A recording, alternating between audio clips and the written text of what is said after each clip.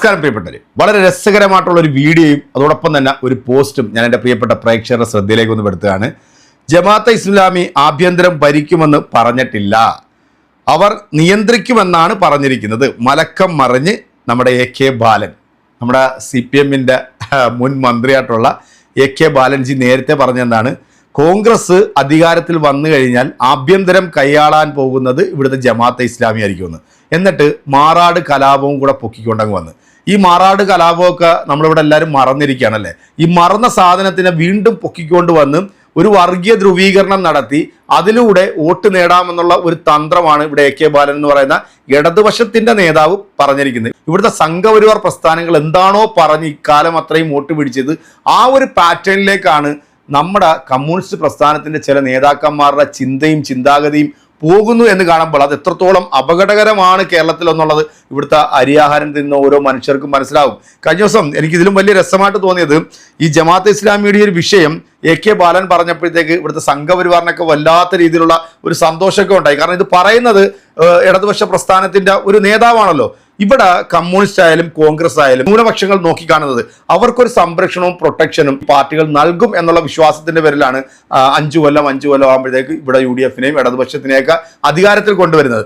ഈ തദ്ദേശ സ്വയംഭരണ തെരഞ്ഞെടുപ്പിൽ അടപടലം മൂഞ്ചി എന്നുള്ളത് നമുക്ക് എല്ലാവർക്കും അറിയാം. ആ മൂഞ്ചാൻ കാരണവും ഇവിടുത്തെ വർഗീയവാദിയായിട്ടുള്ള ഒരു വൃത്തികെട്ട മനുഷ്യനെ കാറി കയറ്റിക്കൊണ്ട് പോവുകയും അവന്റെ തോന്നിവാസങ്ങൾക്ക് തെമ്മാടിത്തരങ്ങൾക്ക് കുട പിടിച്ചു കൊടുത്തപ്പോൾ ഇവിടുത്തെ ന്യൂനപക്ഷ വിഭാഗങ്ങളിൽപ്പെട്ടിട്ടുള്ള ആളുകൾ ഈ തദ്ദേശ സ്വയംഭരണ തെരഞ്ഞെടുപ്പിൽ കോൺഗ്രസിന് അകമഴിഞ്ഞങ്ങ് സഹായിച്ചു എന്നുള്ളതാണ്. അതിൻ്റെ ഒരു ഊത്തലും ചൊറിച്ചിലും കടിയും കൊണ്ടാണ് ഇത്തരത്തിലൊരു പ്രസ്താവന ഇയാൾക്ക് നടത്തേണ്ടി വന്നത്. എന്താണെങ്കിലും ഈ വരാൻ പോകുന്ന തെരഞ്ഞെടുപ്പിൽ UDF-ന് നല്ല മേൽക്കോയ്മ ഉണ്ടാകും എന്ന് അറിഞ്ഞുകൊണ്ട് തന്നെയാണ് ഇവിടുത്തെ വർഗീയവാദികൾ പറയാൻ എന്താണോ ആഗ്രഹിച്ചത് അത് ഒരു CPM-ന്റെ നേതാവിന്റെ വായിലൂടെ പുറത്തു വന്ന. ഇനി ഇതിനകത്ത് മാപ്പ് പറയാനൊന്നും തയ്യാറല്ല എന്നും നമ്മുടെ മാഷി പറഞ്ഞിട്ടുണ്ട്. എന്താണെങ്കിലും എനിക്ക് ഇതിലും വലിയ രസമായിട്ട് തോന്നിയത്, കേരളത്തിലെ നമ്പർ 1 സെപ്റ്റിക് ടാങ്ക് ആയിട്ടുള്ള ഈ ചലം ചാനലിനകത്ത് ഒരു വേട്ടാവളിയെ വിളിച്ചിരുത്തിയിട്ട് ഈ ഒരു വിഷയത്തിൽ ചർച്ച ചെയ്തു. അവൻ ഏതാണെന്ന് നിനക്കറിയാം. ഈ മാനുഫാക്ചറിങ് ഡിഫക്ട്സ് സംഭവിച്ചിട്ട് ഈ വർത്താനം പറയുമ്പോൾ കണ്ണെല്ലാം തള്ളി പുറത്തേക്ക് വരികയും ചില ആംഗ്യങ്ങളൊക്കെ കാണിക്കും. പിന്നെ വീട്ടിൽ നിന്ന് ആരെങ്കിലും കൊണ്ടുവന്നിട്ട് മറ്റേ താക്കോൽ കൂട്ടം കൈ കൊടുത്തെങ്കിൽ മാത്രമേ ഇവൻ അടങ്ങത്തുള്ളൂ. കാരണം മുസ്ലിം ഇസ്ലാം എന്ന് കേട്ട് കഴിഞ്ഞാൽ ഉടനെ ഇവൻ അങ്ങോട്ട് ചൊറിച്ചിലും ഊത്തലും അങ്ങോട്ടുണ്ടാവും.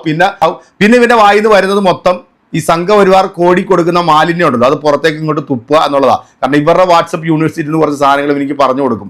അതനുസരിച്ചിട്ടാണ് ഇവന്റെ സെപ്റ്റി ടാങ്കിൽ വന്നിരുന്നുകൊണ്ട് ഇസ്ലാമിനെ കുറിച്ചിട്ട് തെമ്മാടിത്തരം പറയാം. എടാ നാറി, നിന്റെ സഹോദരിയുടെ കല്യാണം നടന്ന സമയത്ത് പോലും ആ പ്രദേശത്തുള്ള നല്ലവരായിട്ടുള്ള ഒരൊറ്റ മുസ്ലിങ്ങൾ പോലും നിന്റെ നെഞ്ചത്ത് കയറാൻ അവിടെ വന്നിട്ടില്ല. കാരണം നിന്റെ സഹോദരിയുടെ വിവാഹം നല്ല രീതിയിൽ തന്നെ അവിടെ നടത്തി കൊടുത്തിട്ടുണ്ട്. ഇപ്പം ഈ ജമാഅത്തെ ഇസ്ലാമിയുടെ ഈ വിഷയത്തിൽ ആധികാരികമായിട്ട് സംസാരിക്കാൻ വേണ്ടി ഈ വൃത്തികെട്ട വേട്ടാവളിയെ വിളിച്ചു വരുത്തിയ ഈ ചലഞ്ച് ചാനൽ എന്ന് പറയുന്ന അവരുടെ ആ ഒരു നിലവാരം എത്രത്തോളം നിലവാരമില്ലാത്ത വൃത്തികെട്ടവരാണെന്ന് നമുക്കറിയാം. നാഴികയ്ക്ക് 40 വട്ടം ഒരു സമുദായത്തെ കുറിച്ചിട്ട് തെമ്മാടിത്തരം പറയാൻ വേണ്ടി മാത്രം കേരളത്തിൽ പണിത് വെച്ചിട്ടുള്ള ഒരു സെപ്റ്റി ടാങ്കിന്റെ മേളിൽ ഈ കാഷ്ടം വന്നിരുന്നുകൊണ്ട് എന്തൊക്കെയോ അങ്ങോട്ട് ഛർദ്ദിക്കുന്നു. എന്തായാലും നമുക്ക് ആ വീഡിയോ ഒന്ന് കാണാം. കണ്ടിട്ട് ഇതിന് കൃത്യമായിട്ടുള്ള മറുപടി എൻ്റെ പ്രിയപ്പെട്ടവരെ നിങ്ങൾ തന്നെ കൊടുക്കുക. നമുക്ക് വീഡിയോ എന്താണെന്ന് നോക്കാം.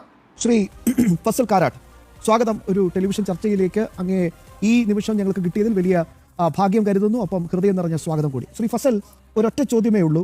ജമാഅത്തെ ഇസ്ലാമിയെ വിമർശിക്കാൻ പാടില്ല എന്ന ഒരു പൊതുബോധ്യം അത് വളർത്തിയെടുക്കാൻ ഇടതും വലതും ഇവിടെ മത്സരിച്ച് മുന്നിട്ടിറങ്ങുകയാണ്. ഇന്നലെ AK ബാലന്റെ പ്രതികരണത്തിന് ജമാഅത്തെ ഇസ്ലാമിയുടെ അമീർ പ്രതികരിക്കുന്നതിന് മുമ്പേ വലിയ ആവേശത്തോടു കൂടി രംഗത്ത് വന്നത് VD സതീശനാണ്, കേരളത്തിന്റെ പ്രതിപക്ഷ നേതാവ്. തൊട്ടു പിന്നാലെ ഇന്നിതാ മുഖ്യമന്ത്രി ബാലനെ തള്ളി പറഞ്ഞില്ല. പക്ഷേ പാലക്കാട് CPM ഉറഞ്ഞു തുള്ളുകയാണ്. ബാലൻ വാ തുറന്നാ തോറ്റുപോകും എന്നൊക്കെ പറഞ്ഞിട്ടുള്ള വലിയ പ്രതികരണങ്ങൾ വരികയാണ്. എന്താണ് കേരളത്തിൽ സംഭവിക്കുന്നത്? നമസ്കാരം.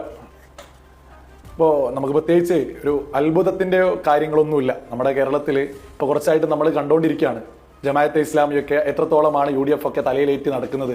അപ്പോൾ VD സതീശൻ പറയുന്നത് കേട്ടിട്ടുണ്ട്, അതായത് വർഗീയ സംഘടനയല്ല ജമാഅത്തെ ഇസ്ലാമി എന്നുള്ളത്. അതൊക്കെ എന്തടിസ്ഥാനത്തിലാണ് പറയുന്നത്?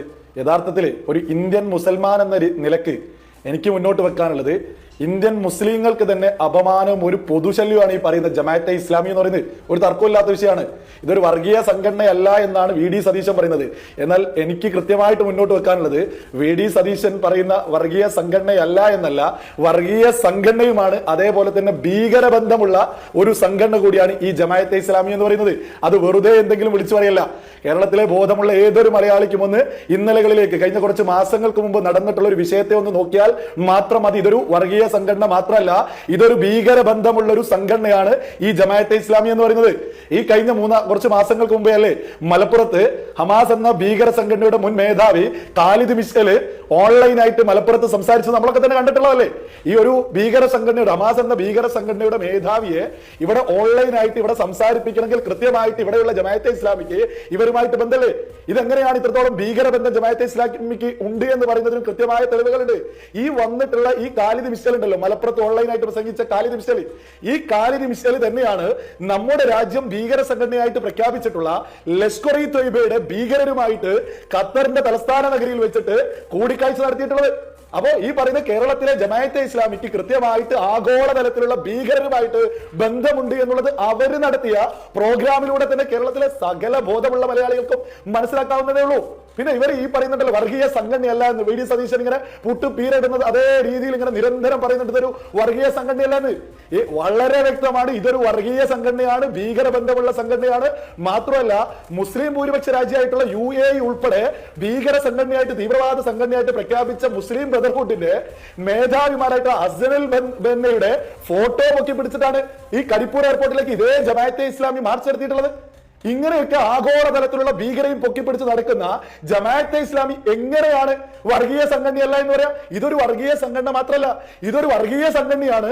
ഇത് ആഗോളതലത്തിൽ ഭീകര ബന്ധം കൂടിയുള്ള സംഘടന തന്നെയാണ് കേരളത്തിലെ ജമാഅത്തെ ഇസ്ലാമി എന്നുള്ളതിൽ ഒരു തർക്കമില്ലാത്ത വിഷയ, ഒരു തർക്കവും ഒരു മലയാളിക്കില്ലാത്ത വിഷയ. എന്തിനാണ് UDF ഒക്കെ ഇങ്ങനെ പ്രീണിപ്പിച്ച് ഉളുപ്പില്ലാത്ത വോട്ടുമായിട്ട് മുന്നോട്ട് പോകാൻ നിൽക്കുന്നത്? ഒരു സംശയമില്ലാത്ത കാര്യമാണ്. വർഗീയ സംഘടന മാത്രമല്ല, ഇതൊരു ഭീകര ബന്ധം കൂടി. BJP പരാജയപ്പെടുത്തണം. അതായത് ഒരു ജനാധിപത്യ സംവിധാനത്തിനും മതനിരപേക്ഷതയ്ക്കും ദേശീയതയ്ക്കും ഒക്കെ എതിരെ കൃത്യമായ നിലപാട് സ്വീകരിച്ച് മൗദൂദിയുടെ കാലം തൊട്ട് ഒരൊറ്റ നിലപാടിൽ മാത്രം അടിയുറച്ച് നിന്ന് മുന്നോട്ട് പോകുന്ന ഒരു മതസംഘടന പറയുകയാണ് നിങ്ങൾ BJP തോൽപ്പിക്കാൻ ഇടതും വലതും ഒരുമിച്ച് നിൽക്കണം. എവിടെയും ഇനിയിപ്പോൾ നിയമസഭ ഇലക്ഷൻ വരാൻ പോവാം. ഞാൻ പറയുന്നത് ഇന്ത്യ അലയൻസ് എന്ന് പറയുന്ന ഒരു ആശയത്തെ കേരളത്തിൽ അതിലെ രണ്ട് ഘടകകക്ഷികൾ പരസ്പരം രണ്ട് പക്ഷത്താണ് എന്നുള്ളത് കൊണ്ട് BJP കടന്നു വരുന്നതിനെ തടയിടുന്നിടത്ത് സമാന ചിന്താഗതിക്കാർ എന്നുള്ള അർത്ഥത്തിൽ യോജിക്കണം എന്നൊരു ആശയമാണ് ഞാൻ പറഞ്ഞത്. BJP മാത്രമേ ഒരു ശത്രുവായിട്ട് കാണുന്നതിൽ വ്യക്തമായിട്ടുള്ള ഉത്തരമുണ്ട്. അതായത് ഇവിടെ UDF ഭരിച്ചാലും LDF ഭരിച്ചാലും അവരെ നിയന്ത്രിക്കുന്നത് കേരളത്തിൽ ജമാഅത്തെ ഇസ്ലാമി ഉൾപ്പെടെയുള്ള സംവിധാനങ്ങളാണ്, സംഘടനകളാണ്. ഇതൊക്കെ മലയാളികൾ തിരിച്ചറിയുന്നുണ്ട് കൃത്യമായിട്ട്.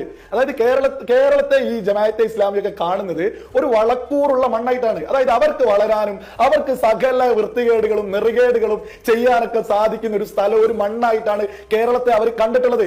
എന്നാൽ അതിന്റെയൊക്കെ കടക്കൽ കത്തിവെച്ചതുപോലെയാണ് ഭാരതീയ ജനതാ പാർട്ടിയുടെ ലീഡേഴ്സ് കേരളത്തിൽ രംഗത്തെത്തിയിട്ട് ഈ പറയുന്ന ജമാഅത്തെ ഇസ്ലാമിക്കെതിരെ കൃത്യമായിട്ട് പ്രഖ്യാപനങ്ങൾ നടത്തുന്നത്. അതായത് വെട്ടാവളിയാ, ഞരമ്പ് പൊട്ടി കണ്ണൊക്കെ തള്ളി നീ ചത്തുപോകൂടാ, നീ ഇങ്ങനെ കിടന്നോണ്ട് കുറച്ചു കഴിഞ്ഞാ. ഇവനെ നമ്മുടെ ഹമാസിനെയും അതുപോലെ ഖാലിദ് മസൂദിയൊക്കെ കുറിച്ചിട്ടൊക്കെ പറഞ്ഞത് നിങ്ങൾ കേട്ടില്ലേ? അതായത് ഇന്ത്യയിൽ പോലും ഹമാസ് എന്ന് പറയുന്ന സംഘടനയെ ഭീകര ലിസ്റ്റിൽ പെടുത്തിയിട്ടില്ല. അവരവരുടെ രാജ്യത്തിന് വേണ്ടി പോരാടുന്ന സ്വതന്ത്ര പോരാളികളാണ് ഹമാസ് എന്ന് പറയുന്നത്. നമ്മുടെ രാജ്യത്ത് ബ്രിട്ടീഷുകാർ വന്നപ്പം ഈ ബ്രിട്ടീഷുകാർക്കെതിരെ പോരാടിയിട്ടുള്ള ഒരു വിഭാഗം നമ്മുടെ നാട്ടിലുണ്ടായിരുന്നു. അത് നമ്മുടെ കുറെ പൂർവികന്മാരുണ്ടായിരുന്നു.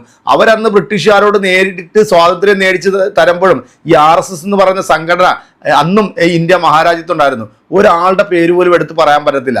ഈ സംഘപരിവാറിന് വേണ്ടി ഇങ്ങനെ ഉളുപ്പില്ലാതെ വന്ന് ചിലക്കുന്ന ഈ പേപ്പട്ടീനൊക്കെ ഈ ചാനലിൽ വിളിച്ചിരുത്തിയിട്ട് ചർച്ച ചെയ്യുമ്പോൾ ഒന്ന് ആലോചിച്ച് നോക്കിയേ. ജമാഅത്തെ ഇസ്ലാമി എന്ന് പറയുന്ന ഈ ഒരു സംഘടനയ്ക്ക് കേരള രാഷ്ട്രീയത്തിൽ എത്രത്തോളം സ്വാധീനമുണ്ട് എന്നുള്ളത് പകൽ പോലെ അറിയാവുന്നല്ലേ. പിന്നെ എന്തിനാണ് ഇവർ ഈ ജമാഅത്തെ ഇസ്ലാമി അല്ലെങ്കിൽ ഇതിനകത്തേക്ക് ഇൻക്ലൂഡ് ചെയ്യുന്ന മുസ്ലിങ്ങളെ ഇൻക്ലൂഡ് ചെയ്യുന്നത്? ഇവിടെ മറ്റു മതവിഭാഗത്തിൽപ്പെട്ടിട്ടുള്ള ആൾക്കാരുടെ മനസ്സിലേക്ക് വർഗീയത ഇട്ടുകൊണ്ട് ഈ സംഘപരിവാർ എന്താണോ ചിന്തിക്കുന്നത് ആ രീതിയിലേക്ക്, അല്ലെങ്കിൽ ഈ വോട്ടുകളെല്ലാം സംഘപരിവാർ പാളയത്തിൽ എത്തിക്കാൻ വേണ്ടിയുള്ള ഒരു തന്ത്രം മാത്രമാണ് ഈ നാറികളെല്ലാം കൂടെ വന്നിരുന്നുകൊണ്ട് ഈ കാണിച്ചു കൂട്ടുന്നത്. എൻ്റെ പ്രിയപ്പെട്ട പ്രബുദ്ധരായിട്ടുള്ള കേരളത്തിലെ പൊതുസമൂഹമേ, നിങ്ങൾ മനസ്സിലാക്കുക, എന്നും കേരളം വർഗീയതയ്ക്കും മതത്തിനും ജാതീയതയ്ക്കും അതീതമായി ചിന്തിച്ച ഒരു വിഭാഗമുണ്ട്. ആ വിഭാഗം ഇന്നും നമ്മുടെ കേരളത്തിൽ ഭൂരിപക്ഷം വരുന്ന ഇവിടുത്തെ ഹൈന്ദവ സഹോദരങ്ങൾ തന്നെയാണ്. നിങ്ങളത് കൃത്യമായിട്ട് അത് നിർവഹിക്കുമെന്നുള്ളത് നമുക്ക് എല്ലാവർക്കും അറിയാം. മലപ്പുറം ജില്ലയെ കുറിച്ചിട്ട് എന്തൊക്കെ തെമ്മാടിത്തരങ്ങളാണ് ഈ നാറികൾ വന്നിരുന്നത് ഇങ്ങനെ പറഞ്ഞു. എന്തായാലും എനിക്ക് അത്ഭുതം ഒന്നും തോന്നുന്നില്ല. കാരണം ഈ സെപ്റ്റി ടാങ്കിനകത്ത് വന്നിരിക്കാൻ പറ്റുന്ന ടീമുകളൊക്കെ തന്നെയാണ് വന്നിരുത്തിയിരിക്കുന്നത്. ഒന്ന് മറ്റേ കൊണാണ്ടർ ജാമിദ, മറ്റൊന്ന് ഈ കാരാട്ട് എന്ന് പറയുന്ന വെട്ടാവളിയൻ. നിങ്ങൾക്ക് എന്തായാലും കാര്യങ്ങൾ ഏകദേശമൊക്കെ പിടികിട്ടിയല്ലോ അല്ലേ? അപ്പൊ നിങ്ങളുടെ കമന്റുകളൊക്കെ അങ്ങോട്ട് ഞെരിപ്പായിട്ട് നമ്മുടെ കമന്റ് ബോക്സിലോട്ട് അങ്ങോട്ട് അറിഞ്ഞങ്ങോട്ട് വിട്ടോളൂ. അടുത്തൊരു വീഡിയോയിൽ നമ്മൾ വീണ്ടും കാണും. അതുവരെയ്ക്കും എല്ലാവർക്കും